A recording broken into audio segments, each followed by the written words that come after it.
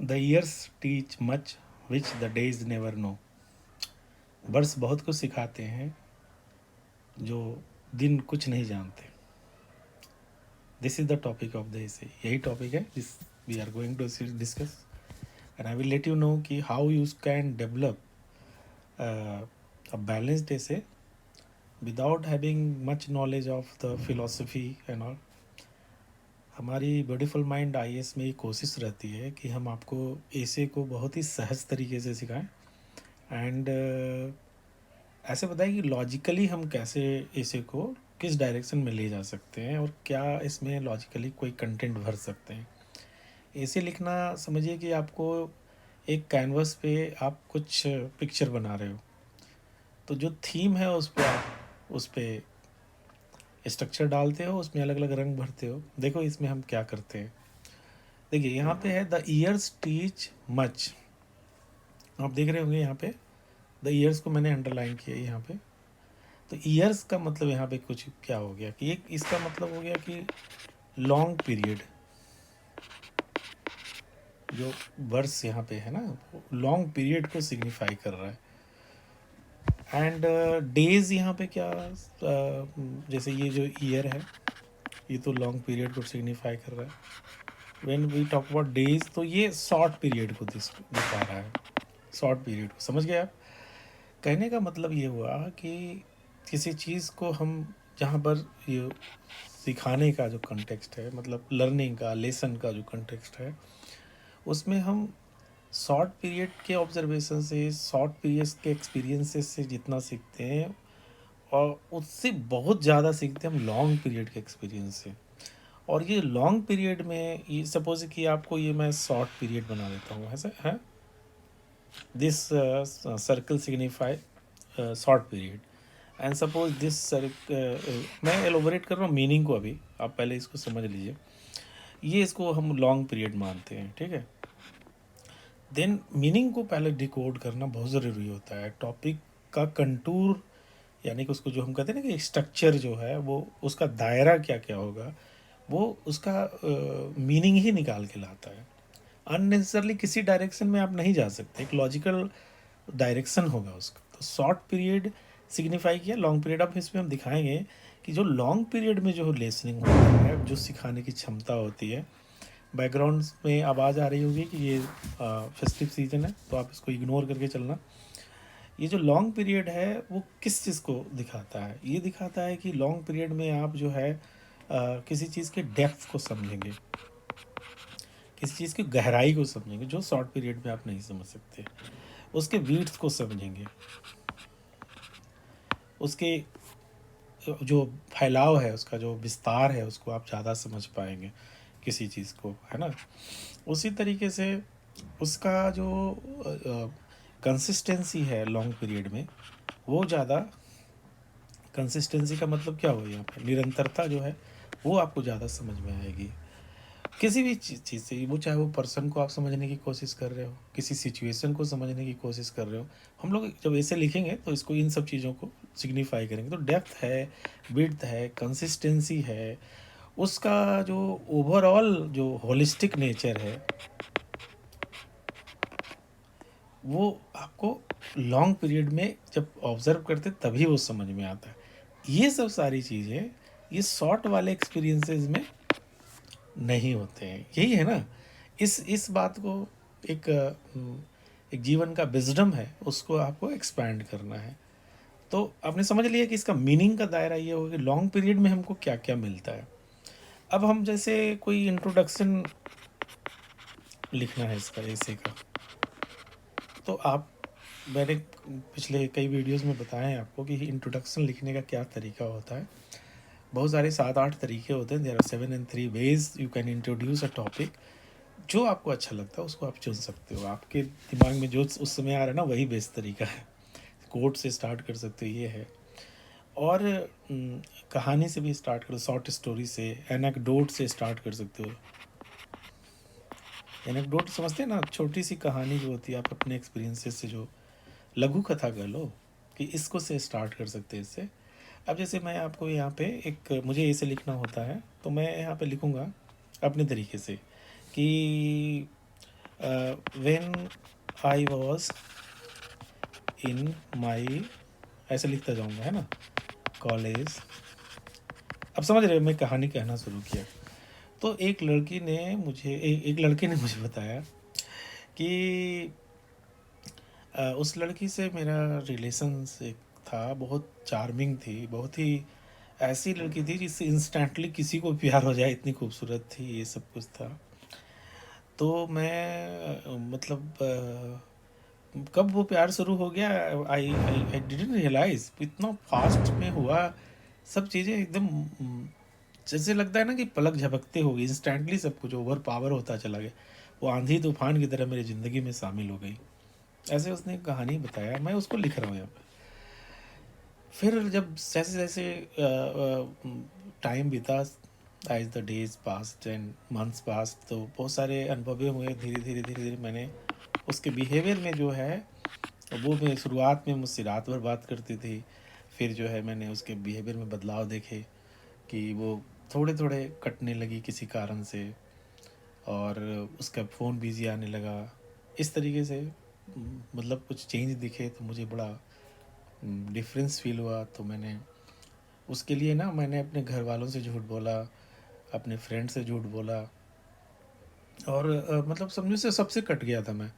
और फिर जो है उसने मुझे बताया, और इनफैक्ट मैंने देखा भी था उसको कि वो बिल्कुल अलग थलग पड़ गया था, और वो उसकी दुनिया ही एकदम स्वर्ग वाली थी, है ना। लेकिन उसी का नैरेटिव बता रहा हूँ, बाद के समय में वो एकदम डिप्रेस सा दिखने लगा जब मिला। तो क्या क्या हुआ, तो बोले कि एक मेरा ये 6 महीने के अंदर जो है मुझे बहुत कुछ चीज़ समझ में आ गया कि क्या है नहीं है, और मेरे साथ बहुत कुछ हुआ जो मैं, वो लगभग डिप्रेस जैसा हो गया था। अब उसके सही गलत में मत जज करना, हम यहाँ पे बात करने की कोशिश कर रहे हैं कि सपोज़ जो हमने बॉयज़ और गर्ल्स का जो ये जो नैरेटिव, ये जो रिलेशनशिप को देख रहे हैं, तो किसी भी व्यक्ति से, it could be a boy also girl also, तो इसको पर्सन स्पेसिफिक नहीं बनाते हैं। हमने यहाँ एनेक्डोट में जो कहानी है उसमें ये बताया कि किसी भी व्यक्ति को हम जब ऑब्जर्व करेंगे तो एक दिन ये 2 दिन में क्या ऑब्जर्व कर लेंगे, नहीं कर पाएंगे ना। सही बिहेवियर जो है वो उसके लंबे समय तक साथ में रहने से ही पता चलता है। जैसे मंथ्स है, ईयर का मतलब एक लंबा पीरियड है, नॉट ईयर का मतलब लिटरली ईयर नहीं है। तो आप मतलब लंबे पीरियड में जब साथ रहते हैं तो उनका, आपको उनके जो जीवन वास्तविक जो उनका नेचर है, उनका जो बिहेवियर है, उनका जो स्टाइल है, वो फिर निकल के आता है। अच्छा, शॉर्ट मतलब किसी के सामने हम शादियों के फंक्शन में जाते हैं या किसी से मिलते हैं तो हम तो अपना कंट्रोल बिहेवियर शो करते हैं ना। We want to show those aspect of our personality that are desirable, जो अच्छा है। लेकिन जब आप फॉर्मल इनफॉर्मल हर समय किसी को साथ में रहते हैं तो उसके उन पहलुओं को भी देख पाते हैं जो ऐसे नॉर्मली वो अपने आप वॉलेंटरली और कॉन्शियसली दिखाएगा नहीं। तो आपने क्या ऑब्जर्व किया कि देखिए, बदल एक इंसान का जो संपूर्ण चरित्र है, उसका जो पर्सनालिटी है, that will be assessed only when you observe the person or have experience with the person for longer period of time। यानी कि जो लिखा है स्टेटमेंट में कि जो ईयर बताते हैं वो चीज़ में नहीं रहता, क्योंकि आपने यहाँ पे देखा कि किस तरीके से एक लड़के ने उसको समझा कि उसका जो डेप्थ समझ पाया, उसके नेचर को समझ पाया, इनकन्सिस्टेंसी को समझ पाया। तो इस एनेक्डोट से हम एलस्ट्रेट कर रहे हैं इस बात को, उस स्टेटमेंट को ला रहे हैं। देखिए, ये कहानी कुछ भी हो सकता है, लेकिन हमने इसको चुना इसलिए कि ये कहानी इलस्ट्रेट कर रहा है कि किसी के बिहेवियर को कितना, वो उसका जो ट्रू नेचर जो है, उसका कंसिस्टेंसी जो है, उसका डेप्थ जो है, उसकी विड्थ जो है, वो सब दिख रही है इसमें, कि वो सब निकल के आता है। और अगर आप हम एक जो है इसी के कोरिलेट में अगर देखें कि क्लिनिकल मेडिकल फील्ड से या क्लिनिकल एक्सपीरियंसेस की बात करें, तो क्लिनिकल ऑब्जर्वेशन में भी देखा जाता है कि किसी भी, जैसे कोई आपने देखा साइकोपैथ होते हैं ना, साइकोपैथ्स आर, कभी कभी सोशियोपैथ भी कहते हैं कि दीज आर चार्मिंग इंडिविजुअल्स। बहुत चार्मिंग होते हैं, दिखने में इतने खूबसूरत रहेंगे, इनका बिहेवियर ऐसा रहेगा कि कोई भी एकदम तुरंत ही इनसे सम्मोहित हो जाता है, हिप्नोटाइज हो जाता है।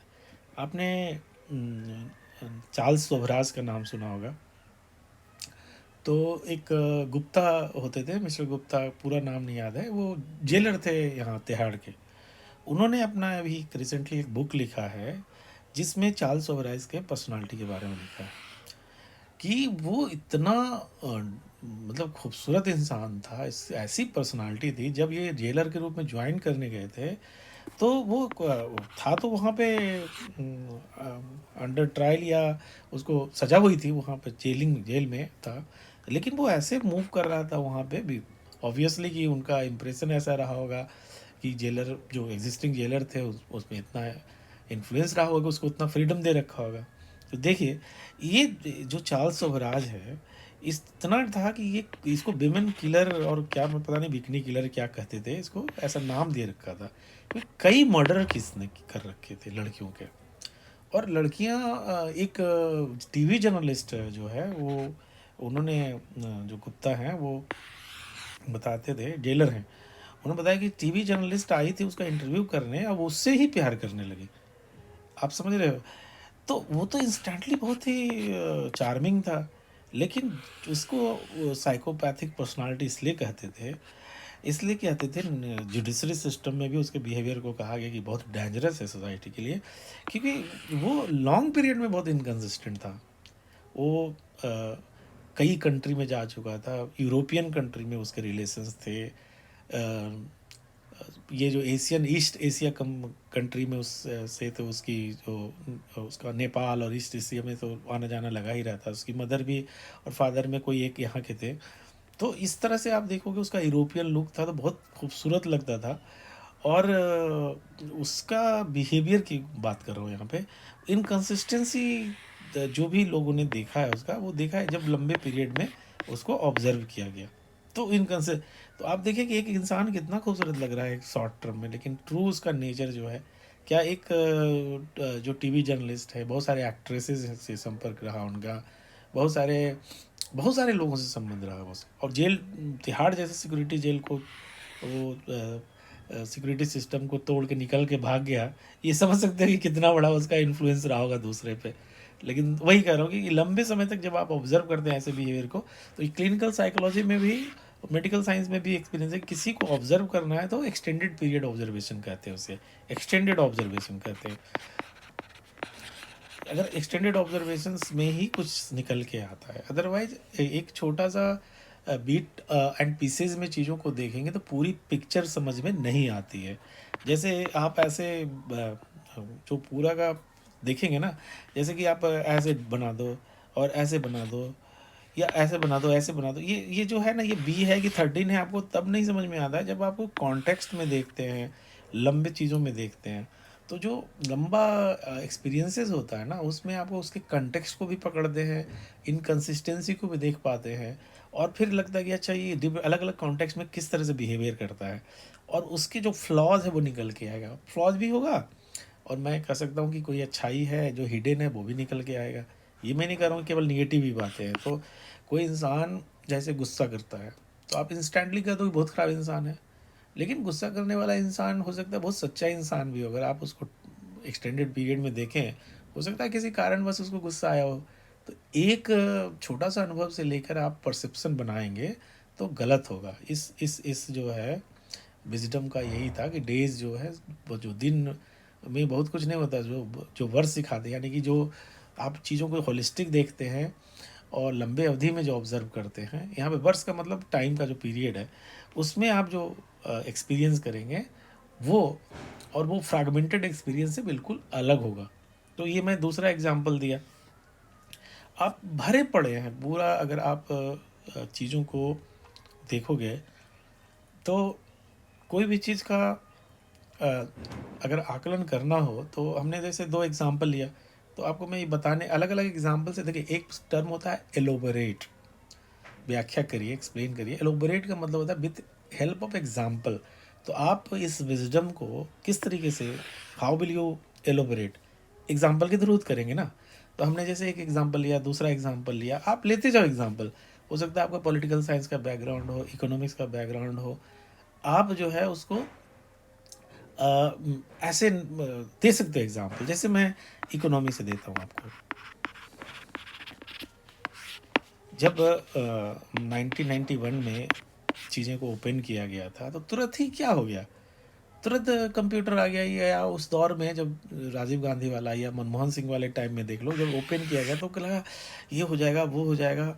इकोनॉमी, ये जो ओपन इकोनॉमी, जो ओपन सिस्टम हम अपना रहे हैं, ओपन लिबरलाइजेशन ग्लोबलाइजेशन का जो दौर शुरू किया, तो उस 1-2 सालों से हम ऑब्जर्व नहीं कर सकते कि हमारी इकोनॉमी पे क्या इम्पैक्ट आया।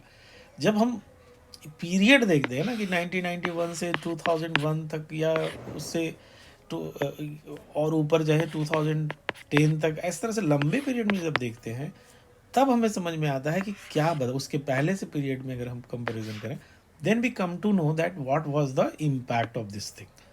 तो अगर आपको रियल में किसी चीज़ का इम्पैक्ट देखना है, तो इकोनॉमी में जैसे मैंने हम एग्जांपल दिया, वो तब आया ना कि लंबे अवधि में जब देखिए आज हम जो हमारा सिस्टम था, प्राइवेटाइजेशन का सिस्टम था, हुआ, मैंने हमने जो नया मॉडल अडॉप्ट किया, उसका क्या फ़ायदा हुआ तो अब जाकर दिख रहा है ना, ऐसे कहाँ दिखता। तो ये इकोनॉमी से एग्जांपल दे सकते हैं। एग्जांपल देखिए, कई यहाँ पर एक चीज़ मैं बता दूँ, कई लोग एग्जांपल को पर्सपेक्टिव मानते हैं। यहाँ पे मैं करेक्ट कर देता हूँ, एग्जांपल पर्सपेक्टिव नहीं होता, ध्यान रखें।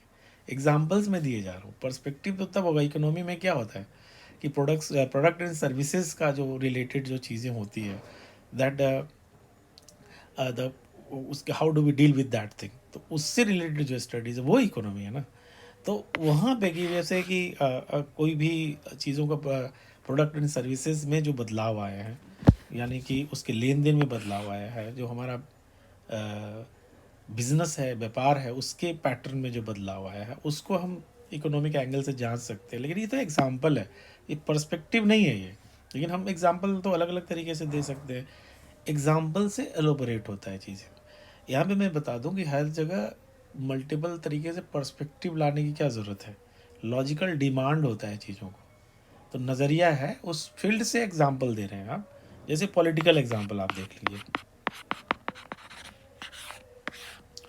पॉलिटिकल एग्जाम्पल आप क्या देखेंगे, अगर अगर आप हिस्ट्री में चले जाइए पॉलिटिकल चेंज के लिए, कि अगर आप एक्सटेंडेड देखेंगे कि अगर मान लिया जाए, आपने देखा कि कुछ देर के लिए भगत सिंह ने भगवती चरण बोहरा का जो बुक था द फिलोसफी ऑफ बम, उस पर इंस्पायर्ड हुए और मार्क्सिज्म से इंस्पायर्ड हुए, फिर जो है उनका एक अलग अप्रोच था। लेकिन अगर आप पूरे उनका लाइफ पीरियड को देखें कि जहाँ पे वो उनको फांसी हुई, और तब से यहाँ तक का और देखेंगे, तो उसकी सोच में काफ़ी बदलाव आया है। ऐसा नहीं है कि नहीं, लास्ट में वो खुद ही कहेगा कि नहीं, वायलेंस से चेंज नहीं आ सकता। Although he was patriotic person, वो सरेंडर नहीं कर रहे थे चीज़ों के प्रति, लेकिन उन्होंने ये रियलाइज़ किया। तो अगर कोई ऐसा देखेगा कि एक इंसिडेंट से, तो उसको लगेगा कि ये तो बहुत ही वायलेंट टाइप का इंसान है। लेकिन इनमें जो देखिए लंबे पीरियड में अगर आप देखेंगे, तो जब जेलों में बंद रहे, उन्होंने अपने बहुत पढ़ा जाना, और लास्ट में जो उनके स्टेटमेंट आए हैं, वो सब दिखाता है कि वो धीरे धीरे इस बात को एक्सेप्ट करने लगे कि जो नहीं, वायलेंस से ज़्यादा बेहतर रास्ता नॉन वायलेंस का है। तो आप देख रहे हैं कि लंबे पीरियड में अगर देख समझते हैं तो कुछ दूसरा निकल के आता है, शॉर्ट पीरियड में देखते हैं तो आपको उसी तरीके से गांधी का देख लें।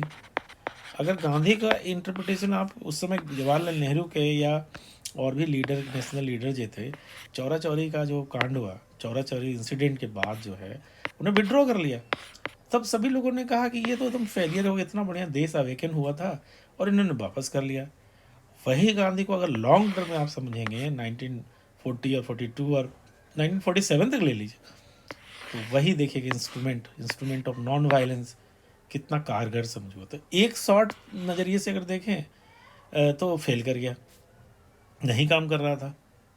तो इस तरह से अगर आप देखेंगे तो लगेगा गांधी का जो हमने फिलॉसफी दी है यहाँ पे, देखिए कैसा आप मैच कर रहा है कि जो दिन में नहीं है ये, इसको लंबे अमते तक देखें तब आपको चीज़ें समझ में ज़्यादा आएंगी, उनका ट्रू पिक्चर समझ में आएगा, होलिस्टिक पिक्चर समझ में आएगा, उनकी जो हिडन चीज़ें हैं, स्पिरिट है, वो बाहर आएगा, और आपको उसका जो रियल मतलब है वो निकल के आएगा।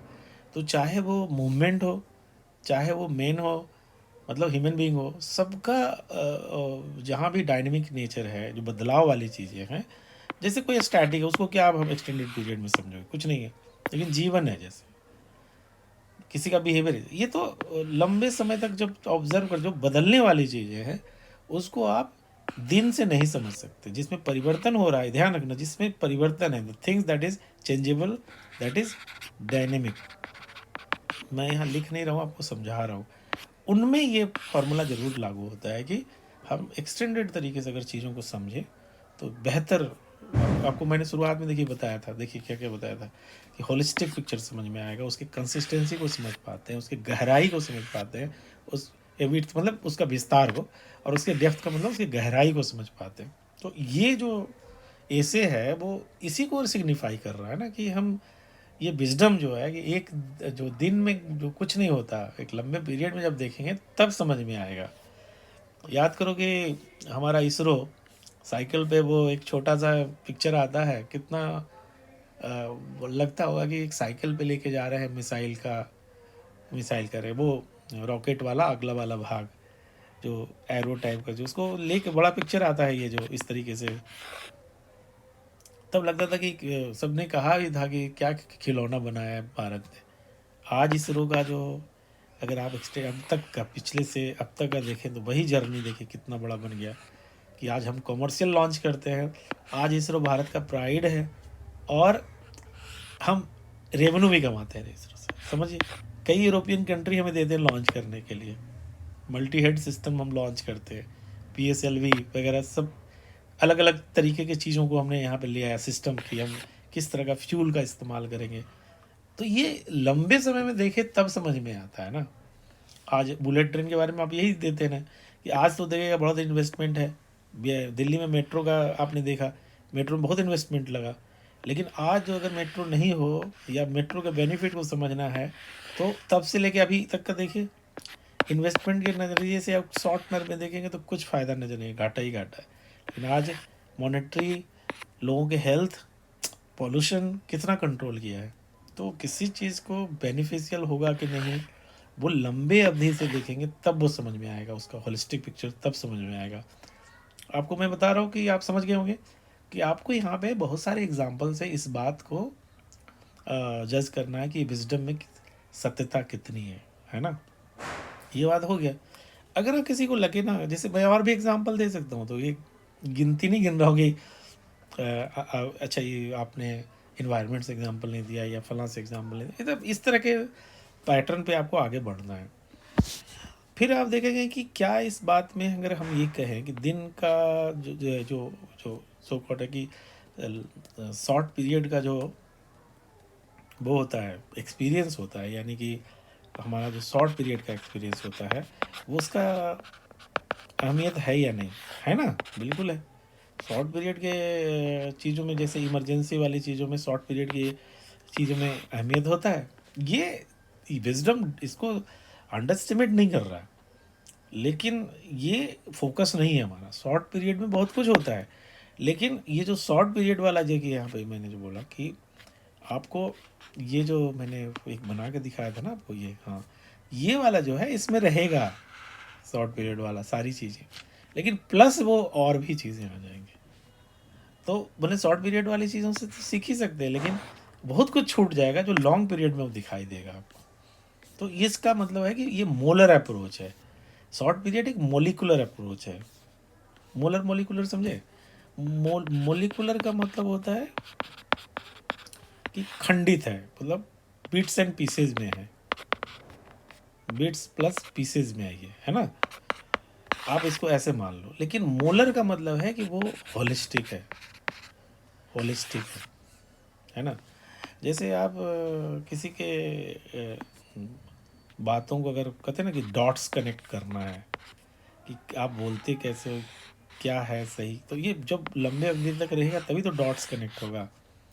तो वही चीज़ है कि एक जो जब सारे डॉट्स कनेक्ट होते हैं ना, पूरा पिक्चर क्लियर होता है, होलिस्टिक पिक्चर समझ में आता है कि ये इंसान है या इंसान का बिहेवियर कैसा है, सिस्टम कैसा है, ऑर्गेनाइजेशन कैसा है, सब समझ में आता है जब आप होलिस्टिक देखते हो तो ये एक पूरा बड़ा व्यू देखे आता है। तो इस चीज़ को लाना है, तो यहाँ पे क्रिटिसिज्म का अप्रोच नहीं है, बस इतना है कि शॉर्ट पीरियड के भी चीज़ों का महत्व होता है, लेकिन एक्चुअल में ये कहा जा रहा है कि लॉन्ग पीरियड में जो चीज़ें होंगी उसमें बहुत कुछ आप समझ सकते हैं। एंड की तरफ बढ़ रहे हैं, मतलब ये पूरा स्ट्रक्चर यही रहेगा ऐसे का, एंड देन आप चल सकते हो कि फिर कंक्लूजन की तरफ आप कैसे जाओगे। ये मैंने ऐसे लिखा नहीं है, उसका स्ट्रक्चरिंग किया है, आप समझ रहे हैं ना। अब कंक्लूजन में आप क्या निकालोगे, कंक्लूजन में कुछ निकालने का ऐसा है ही नहीं बचा इसमें। अब ये है कि बात जो विजडम है, जो स्टेट जिसका स्पिरिट है इस स्टेटमेंट का, वो हमने ऑलरेडी कहा है कि ये जो लॉन्ग पीरियड में जो चीज़ें हैं वो शॉर्ट पीरियड वाली जो चीज़ें हैं वो तो होता ही है, प्लस ये और भी एक्सपीरियंस को ऐड करता है। तो ये हमेशा एडवाइजेबल होता है, हमेशा, चाहे वो मेडिकल के फील्ड हो, जीवन का हो, विजडम हो, हमेशा सब सलाह दिया जाता है कि चीज़ों को थोड़ा स्थिरता से देख लें। कहते हैं ना कि हैव पेशेंस, थोड़े से ना जल्दीबाजी मत करो, एक दो इंसिडेंट से किसी के बारे में परसेप्शन मत बताओ वो अच्छा है या ख़राब है। उसी तरीके से एक लंबा जब आप चार्ट लेते हो ना तो उसको आप फिर समझ पाओगे कि होलिस्टिक पिक्चर क्या है। इसी बात पे आप देखिए, ये स्ट्रक्चर आएगा, है ना, this is the structure, but what will be your content, that depends upon your knowledge.